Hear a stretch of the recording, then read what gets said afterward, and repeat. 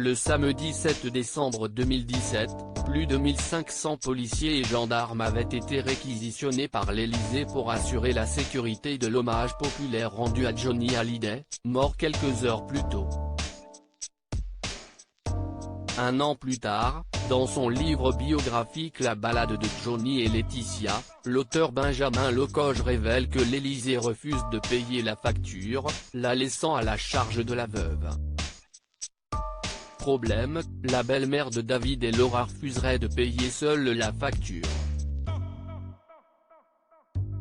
Dans Touche pas à mon poste mercredi 5 décembre, Bernard Montiel, proche de David et Laura Smet, a confirmé ces informations, révélant que la facture avoisinait le million d'euros, si est-il Laetitia et sa famille qui vont payer. Ils n'ont pas le choix, a déclaré le chroniqueur. Bernard Montiel a aussi révélé que de nouvelles tensions se créent entre les clans autour de cette facture, David et Laura refusant catégoriquement de mettre la main au porte-monnaie.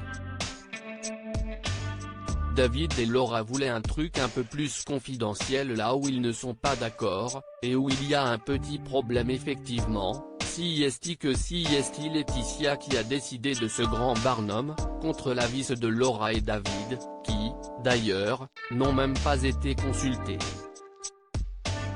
Voilà, le problème, si est-il que ce n'est pas à eux à payer. Ils tombent des nues.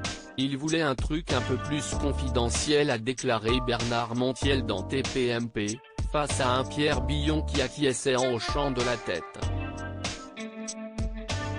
L'Élysée confirme qu'elle ne paiera pas la facture. Interrogée par Cyril Hanouna, la journaliste Christine Kelly, ex-membre du CSA, a indiqué avoir joint l'Élysée quelques heures plus tôt.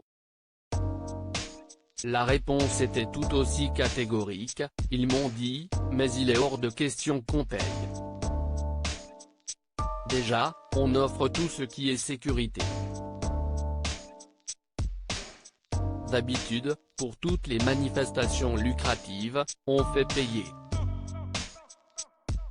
Par exemple, la descente des Champs-Élysées, lorsqu'on voit tous les flics, si est-il facturé.